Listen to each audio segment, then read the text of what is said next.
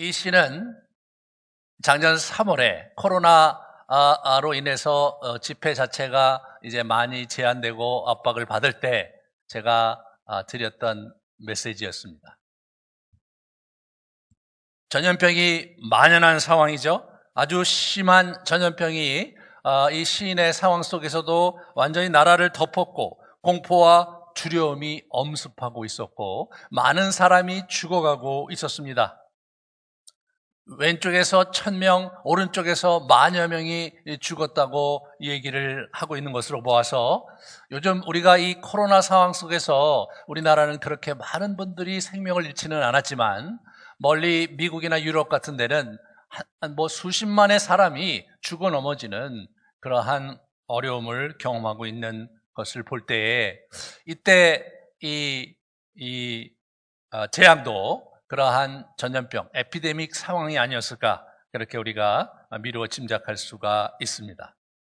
3절에 보시면 이는 그가 너를 새 사냥꾼의 올무에서와 심한 전염병에서 건지실 것이미로다 이렇게 얘기함으로써 이것이 이제 새 사냥꾼의 올무, 그러니까 이 전염병 상황 속에서 원수가 이런 것을 틈타서 우리 시인을 괴롭히고 그리고 무너뜨리려는 그러한 일들이 있었음을 강력하게 시사하는 거죠.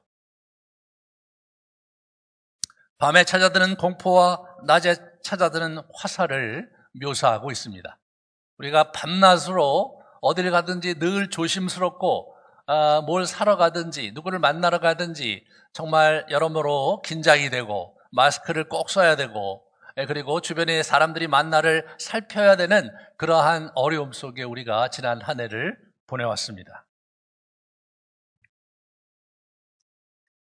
이러한 어려운 상황 속에서 이제 지난번에 제가 이렇게 설교할 때 여러분께 드린 말씀, 지존자의 은밀한 곳에 거하며 전능자의 그늘 아래 사는 자요. 이 전능자의 그늘 아래 여러분이 지난 한 해를 보내셨을 텐데 여러분의 마음에 실제로 얼마나 흡족하게 전능하신 하나님의 손길을 경험하셨습니까?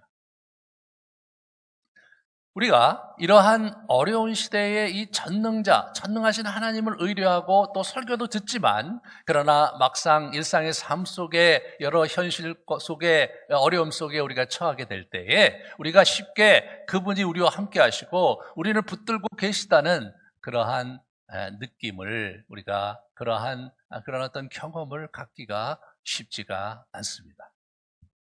그것은 하나님께서 우리에게 멀리 계시고 하나님께서 우리를 돌보시지 않아서가 아니라 우리 안에 있는 우리 인간의 존재론적 결핍에서 나오는 그러한 심각한 문제가 우리에게 있기 때문입니다.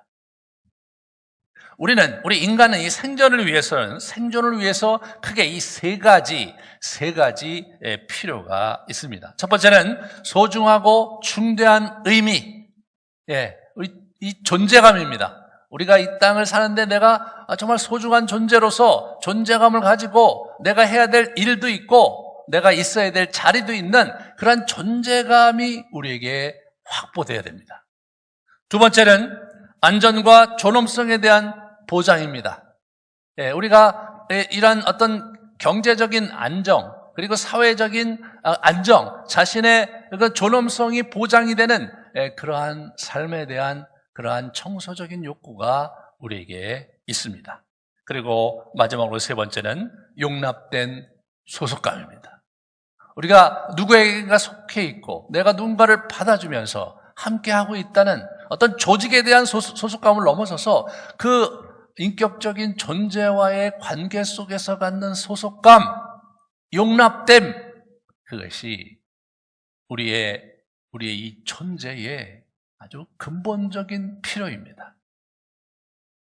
이러한 이 세 가지 부분에서의 필요가 충족되지 않고 살아갈 때 우리는 그 어떤 이야기를 들어도 사실은 우리 마음에 그렇게 흡족하지 않을 때가 많고 하나님께서 또 엄청나게 이렇게 부어주시고 또 돌봐주시고 보호하신다는 이러한 시편 저자의 이런 장황한 그러한 시가 오히려 부담이 되고 왠지 나하고는 거리가 있고 왠지 시편 저자의 하나님이시지 나의 일상 속에 21세기 한국의 상황 속에 나의 처지 속에 역사하시는 분은 아닌 것 같은 그러한 정서가 우리를 괴롭힐 때가 많습니다.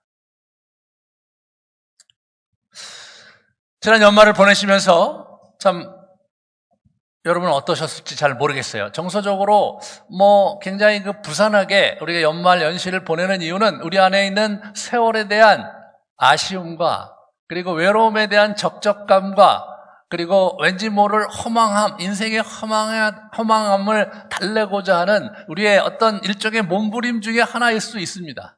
그런데 지난 연말 연시가 전혀 그러지 못했죠. 저희가 이제 송구 영신 예배를 드리고 이제 시간을 이렇게 쭉 보내는데 저도 이제 송구 영신 예배를 드리고 1월 1일 날 이제 집에 이렇게 있는데 아무도 이제 이렇게 만날 상황도 아니었고 또 좀 쉬고 싶어서 집에 있는데 오전에는 참 말씀도 이렇게 묵상하면서 좋은 시간을 보내고 자 올 한 해를 정말 소망과 희망을 가지고 보내야 되겠다라고 생각을 했는데 점심을 먹고 오후가 되니까 왠지 모를 적적함이 찾아오고 왠지 모를 쓸쓸함이 이게 저를 이렇게 엄습하는 것을 느꼈습니다. 인생은 끊임없는 외로움의 연속이라고 생각이 됩니다. 우리가 이 땅을 사는 한 우리 안에 충분한 만족감을 갖고 자족하면서 살 때가 그렇게 많지 않은 것, 그것이 인생의 아픔이고 슬픔이죠. 우리는 이러한 현실적인 그러한 아픔 속에서 또 긴장 속에서 또 허망함 속에서 어떻게 이 전능자의 보호를 우리 것으로 붙잡을 수 있을까? 이 부분을 우리가 가만히 한번 생각하고 상고하는 이 아침이 되시기를 바랍니다. 오늘 시인은 저와 여러분과 별로 다를 바 없는 인생을 살고 있었을, 아니 그보다 더 어려운 처지에 놓여 있을 이 시인은 이 하나님께 자신이 전염병이 창궐하고 수많은 사람이 죽어 넘어지는 그러한 상황 속에서 이 시인은 전능하신 하나님을 바라보는 것을 보게 됩니다. 1절에 보시면 전능자의 그늘 아래 사는 자여라고 이제 이름을 이제 이렇게 사람을 부르고 있죠. 전능자의 그늘 아래 사는 자. 여러분과 제가 섬기는 분은 전능한 하나님이십니다. 그분은 사냥꾼의 올무에서 우리를 건지시는 분이시라고 노래하고 있고, 그분은 그의 깃털로, 그의 날개로 자기 새끼를 품듯이 우리를 품고 보호하시는 분이시며, 11절에 가시면 그가 너를 위하여 그의 천사들을 명령하사 내 모든 길에서 너를 지키게 하심이라, 이렇게 말씀을 하고 있는 거죠. 그래서 우리 이 시인이 이 전능자의 보호 아래 살고 있는 것을 노래하고 있는 장면을 보게 됩니다. 시인은 자신의 존재감, 자기가 소중하고 중요한 사람이라는 존재감, 그 의미를 하나님에게서 찾고 있는 것을 보게 됩니다. 전능자가 나와 함께하고 전능자의 보호 아래 있고 그 전능자가 나를 특별하게 생각하고 나를 세워주시는 그런 분이라는 데서 이분이 이제 그 존재감과 자신감을 이렇게 붙잡고 있는 것을 보게 돼요. 여러분은 여러분의 상황 속에서 하나님이 나와 함께 하시다는 사실이 얼마나 위로가 되십니까? 여러분 정말 정직하게 그분이 나의 안전을 보장하시고 책임져 주시고 있다는 생각을 갖고 사십니까? 아니면 그분이 날 도와줬으면 좋겠다. 성경에 많은 저자들처럼 나도 그렇게 챙겨주시면 좋겠다라는 그러한 기대만 가지고 살아가십니까? 시인은 자신의 안전과 존엄성에 대해서 전능자가 자기를 지켜주신다고 노래하고 있습니다. 두 번째로 시인은 지존자의 은밀한 곳에 거주하는 자입니다. 그분이 나의 피난처의 요새라고 이전에 노래하고 있고 9절에는 지존자를 거처로 삼고 있다고 이야기하고 있죠. 그리고 14절에 보시면 아주 재미난 표현을 우리가 보게 되는데요. 하나님이 이르시되 그가 나를 사랑한즉 내가 그를 건지리라. 그가 내 이름을 안즉 내가 그를 높이리라 라고 얘기하고 있습니다. 인격적인 교제가 이렇게 아주 깊이 있게 진행되고 있었던, 또 하나님의 그 지존자의 은밀한 곳에 그분과 같이 동거하고 거하면서 교제하면서 누리는 그러한 사랑의 풍성함이 있었던 그것을 이렇게 다시 떠올리면서 주님께 나아가고 있습니다. 은밀한 교제와 기쁨이 있는, 그렇게 함으로써 하나님에게 용납되고 그렇게 함으로써 그분의 가족으로 소속되어 있다는 이 소속감이 이분에게 필요했고 그것을 이제 고백하고 있는 것이죠. 마지막으로 여러분 13절 14절에 내가 사자와 독사를 밟으며 젊은 사자와 뱀을 발로 누리리로다 이렇게 얘기하고 있는 걸 보게 됩니다. 이분이 하나님의 도우심으로 사자와 그리고 이제 독사를 피하게 된다, 또는 하나님께서 사자를 물리쳐 주시고 독사를 이렇게 죽여 주신다, 이런 형태로 노래하고 있지 않고 하나님께서 우리에게 힘을 주사 또 이 사람의 발로 독사를 밟고 사자를 밟게 해주신다는 그러한 얘기를 들려주고 있는 거죠. 이 사람 자신이 세상을 이길 힘과 능력이 있어서 그것을 능히 하게 해주신다는 이러한 이 땅에서의 존재감, 자신의 존재 가치, 이런 부분들이 이 시에서 드러나고 있습니다. 우리는 복음을 이해할 때 하나님께서 우리의 죄를 이제 용서하시고, 우리가 죄의 문제가 있기 때문에 용서하시기 위해서 예수 그리스도를 보내셨고, 그리고 그 예수 그리스도가 우리를 대신해 십자가에 못 박혀 돌아가심으로 말미암아서 우리가 드디어 이제 용서를 받았다.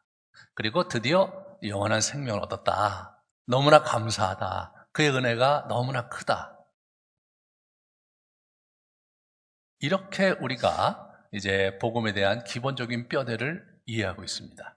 그런데 이러한 복음에 대한 이해를 좀 다른 측면에서 우리가 한번 접근해 보려고 해요. 어떤 측면이냐? 인간의 심리적인 필요의 측면에서 한번 우리가 접근해 보려고 합니다. 왜냐하면 하나님과 우리와의 관계가 인격적인 관계이고, 우리가 이 땅을 사는 것 자체가 이 땅에 있는 사람들과의 관계 속에서, 사랑 속에서 연결어가는 것이기 때문에 이 복음의 능력이 우리의 정서적인 차원에서, 우리의 관계적인 차원에서 어떠한 역동을 갖고 있는가, 그리고 거기에 유효한가를 우리가 같이 이해하면서 새롭게 복음의 권능의 세계로 들어가기 원합니다. 오늘 본문에서 우리는 전능자의 주목을 받는 존재로서의 시인을 보게 됩니다.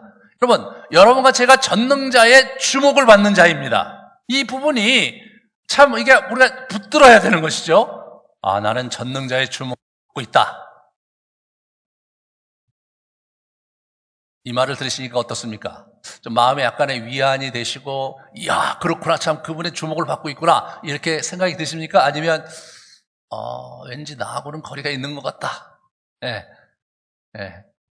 앞에 있는 앞에 설교하시는 목사님에게는 왠지 주목을 하실 것 같은데 나는 주목을 받는 자가 맞을까? 라는 부분에서 의구심을 갖고 계시다면, 여러분은 아직까지 이 복음이 여러분의 그 존재적 차원, 그리고 여러분의 심리적인 차원까지 복음의 능력이 스며들고 있지 않은 것이며, 여러분들이 그런 상황에서 신앙생활을 하게 될 경우 진정한 의미에서 깊은 어떤 하나님과의 교제와 여러분의 인생에서의 주변의 관계를 깊이 이렇게 누리는 데 있어서 많은 장애를 갖게 됩니다. 우리는 원래 하나님 안에서 이러한 세 가지 근본적인 필요를 채우도록 지음받았습니다.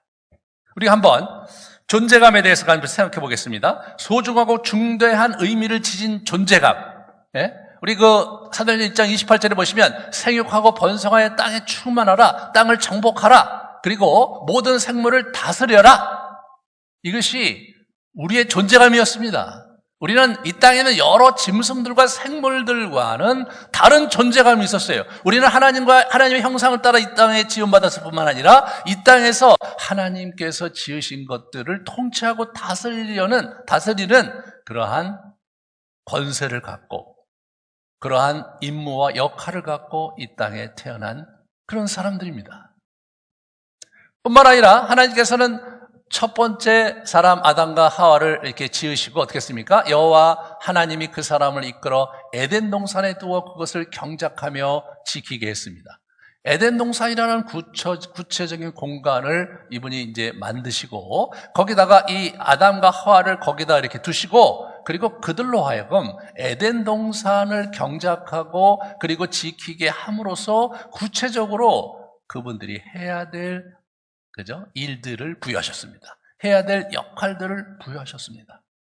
저것이 아담과 하와에게 부여됐던 유업이었습니다. 제가 그토록 많은 얘기를 이제 했던 지난 10여 년 넘게 얘기했던 하나님 나라의 유업, 이 유업이 왜 중요하냐? 이게 바로 여러분과 저의 존재감을 주는 거거든요. 우리가 얼마나 중요한 존재인지, 우리가 얼마나 소중한 존재인지에 대한 존재감을 주는 것이 바로 저 하나님 나라의 유업, 하나님 나라의 사명이거든요. 우리가 이 땅을 사는 데 있어서 하나님 나라의 백성으로 하나님의 자녀로 사는 데 있어서 우리의 존재감이 어디서 확보될 수 있겠습니까, 여러분? 어디서 확보될 수 있겠냐 말이에요. 네. 우리가 한국 사회를 살면서 이러한 정치적인 이러한 긴장 속에 살면서 우리의 존재감이 어디서 드러나는 겁니까? 우리가 투표를 할 때, 우리가 지도자를 선출하기 위해서 투표장에 가서 소중한 한 표를 행사할 때, 거기에서 뭐예요? 나의 존재감이, 나의 한국 국민으로서의 존재감이 드러나는 거죠. 이웃나라에 와서 이렇게 노동자로 이렇게 이 땅에 사는 사람들, 굉장히 어렵게 이제 사시는 분들이 많잖아요? 그분들은 어떻습니까?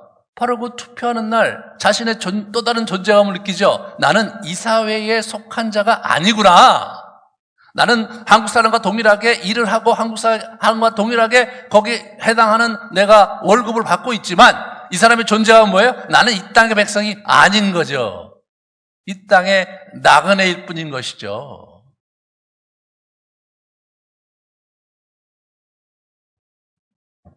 사랑하는 여러분, 만약 여러분과 제가 하나님 나라의 소중한 존재로서 이 땅을 산다는 것은 무엇이냐? 하나님께서 우리가 죽고 나서 영원한 나라의 영원한 생명 가운데 초대해 주시고 그러한 권세를 주신 것을 넘어서서 이 땅에서 하나님 나라의 분깃, 내가 해야 될 역할이 무엇인지를 붙잡는 것이죠. 여러분, 그걸 붙잡아야 되는 거예요. 만약에 그러한 자의식이 없다면 여러분의 존재감은 어디서 찾을 수 있는 것입니까요? 네.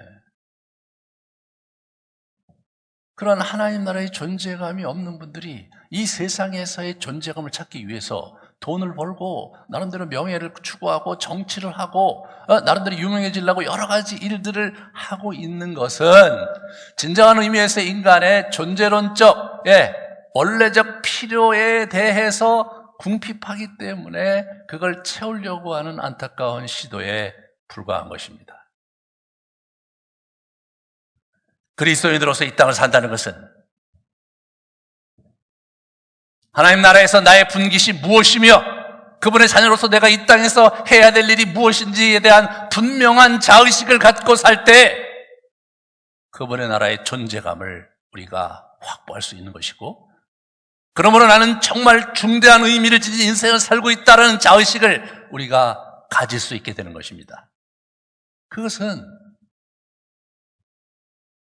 여러분이 누구인가에 대한 분명한 정체성을 갖게 되는데 결정적인 요소가 되는 것이죠. 두 번째는 자존감입니다.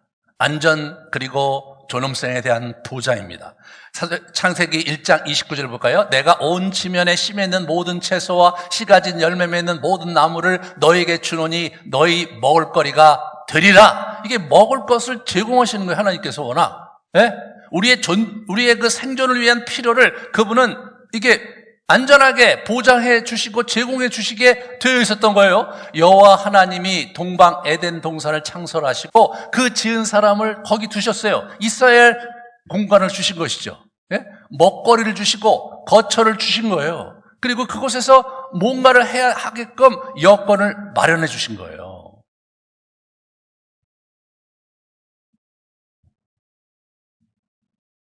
우리가 이 땅을 먹고 사는 일에 혈안이 돼서 그걸 해결하기 위해서 전전긍긍하며 살아갈 때 여러분의 자존심은 어떻게 되는 것입니까?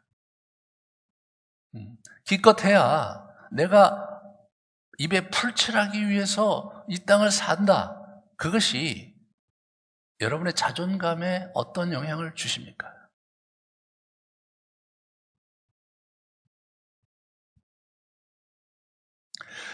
여러분이 정말 이 살아야 될 공간 이런 부분에서 집을 살려고 아둥바둥하고 말이에요. 돈을 모으고, 예, 그러면서 막 어려운 시간을 보내고 있을 때 여러분의 마음은 어떻습니까?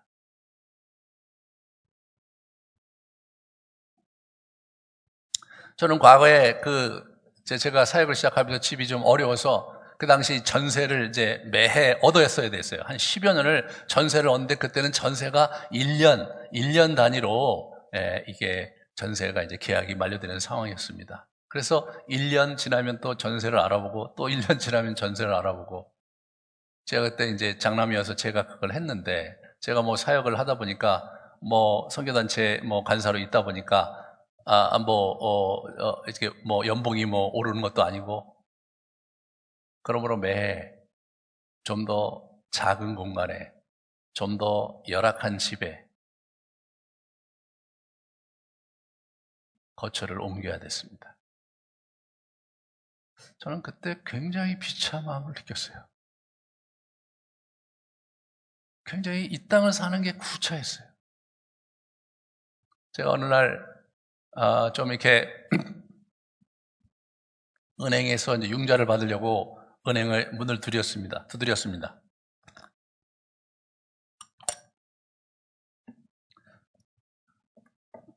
제 신분을 얘기하니까 그분이 웃으시더라고요.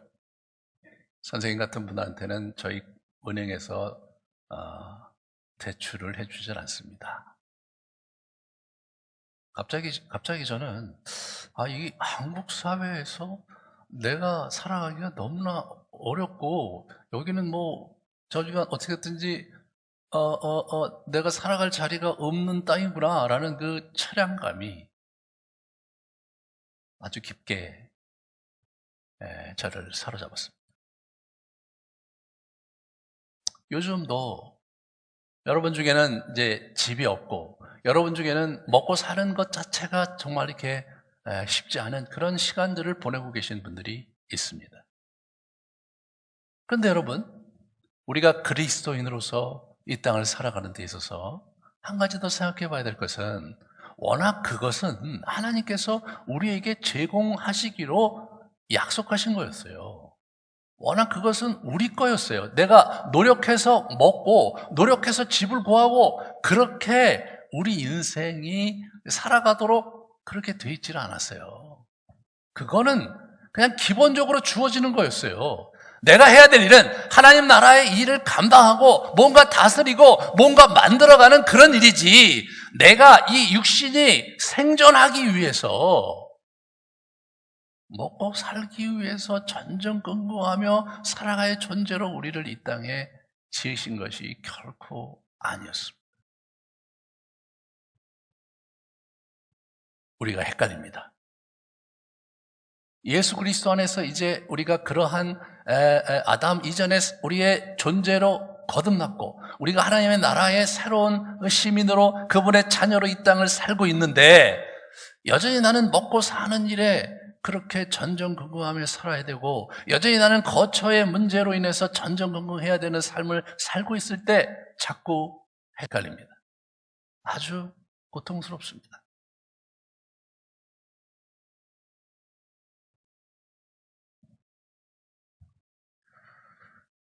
이 부분이 정말로 이 시대에 여러분과 저에게 굉장히 중요한 넘어야 될 산입니다. 넘어야 될 산인 거예요. 그러면 아담의 타락 이후 인간은 그러한 세 가지 하나님으로부터 제공되는 보장을 모두 상실했는데 예수 그리스도 안에서 그것을 회복받았습니다. 그래서 회복받았는데 왜 여전히 나의 삶은 박탈당한 그 상황으로 계속 되고 있는 걸까요?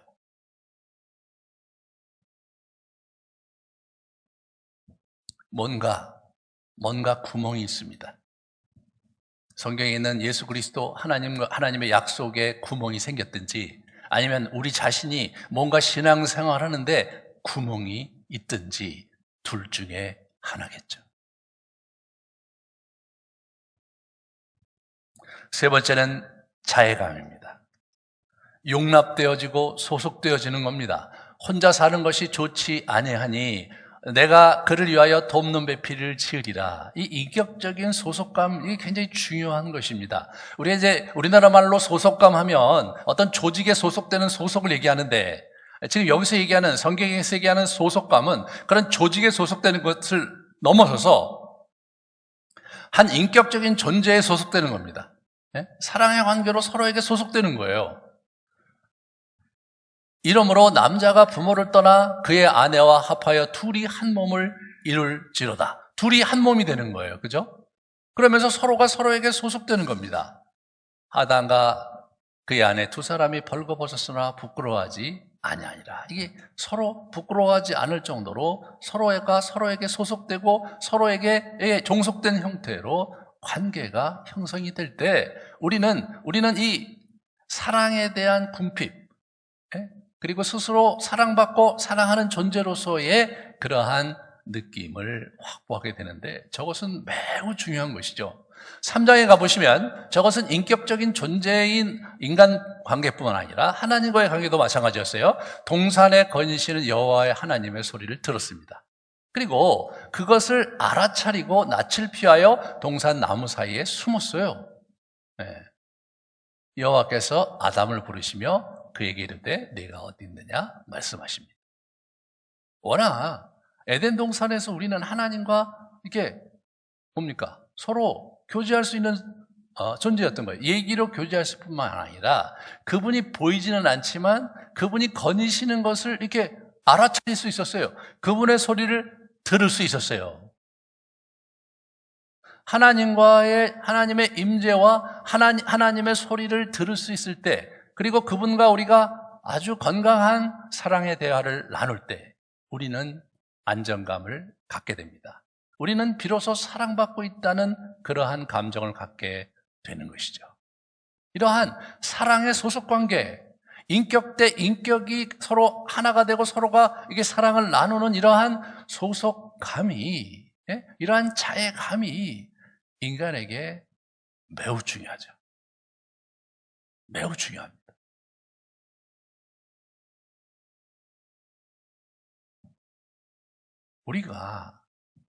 우리가 창세기 3장에 인류가 아담과 하와가 하나님을 거부함으로써 우리가 잃은 것이 참 많습니다. 우리는 하늘나라에 갈 수 없게 되었고 우리는 영원한 삶을 살 수 없게 되었습니다.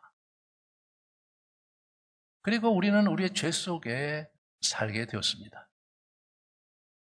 그런데 예수님 안 믿고 사는 분들이 이 세상을 사는 거 보면 뭐 특별히 그렇게 문제가 있는 것 같지 않고 뭐 인간이 다 거기서 거기고 나도 똑같고 저 사람도 똑같고 사는 건 다 똑같다 이거예요. 우리가 예수 믿는 게 뭐 그렇게 대단한 것도 아닌 것 같이 느껴지고 다만 한 가지 분명히 다른 것은 확인할 길은 없지만 우리가 죽으면 하나님의 나라의 천국에 간다는 이러한 아주 피상적인 레벨의 이 복음에 대한 이해와 크리스천의 삶에 대한 이해를 갖게 될 때 우리는 참 불쌍한 사람이 되고 맙니다.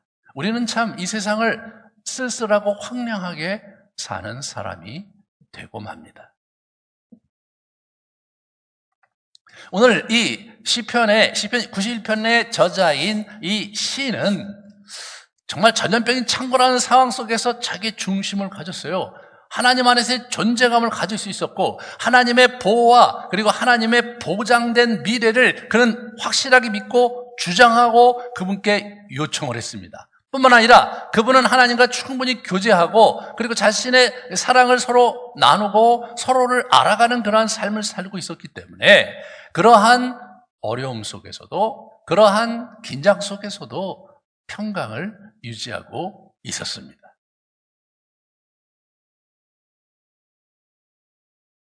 이것이 그리스도께서 저와 여러분에게 주시고자 하는 삶의 형태입니다. 이것이 그리스도께서 우리가 죽고 나서 하나님과 같이 사는 것 이전에 이 땅에서 저와 여러분이 우리의 삶을 살아갈 때 그분이 우리를 그렇게 살게 하기 위해서 이 땅에 오신 것이었습니다. 요한복음 10장 10절에 보면 예수님께서 이 땅에 오신 것이 우리로 하여금 생명을 얻게 하고 더 풍성히 얻게 하려 합니다. 생명뿐만 아니라 이 땅의 삶을 풍성히 살게 하시려고 하는 것, 그것이 그분의 의도였습니다. 그것이 복음의 의미이고 영향력이고 가치이고 능력입니다.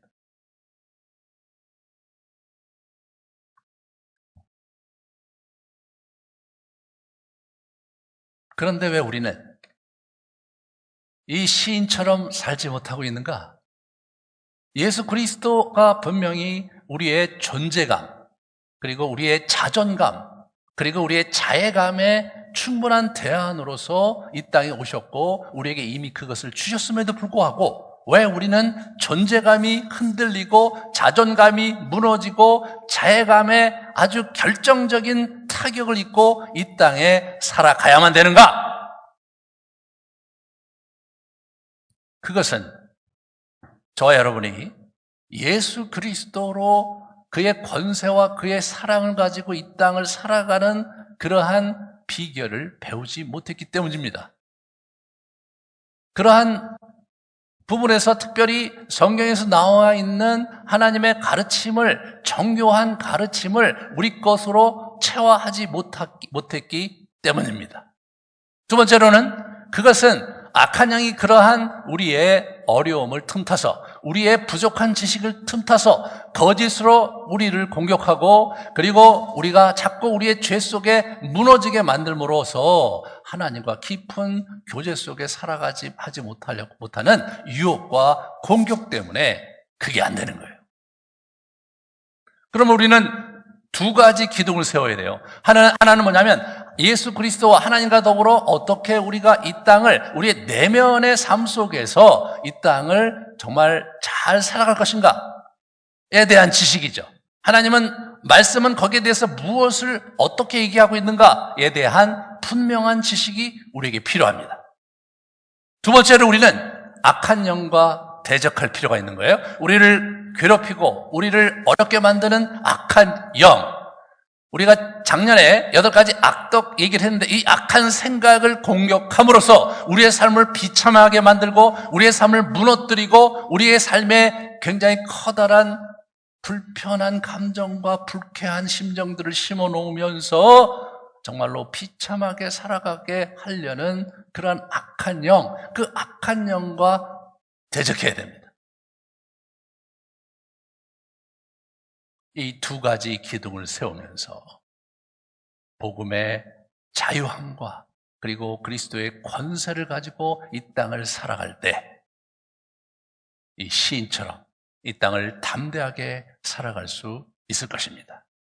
오늘부터 그 이야기를 펼쳐갈 것입니다.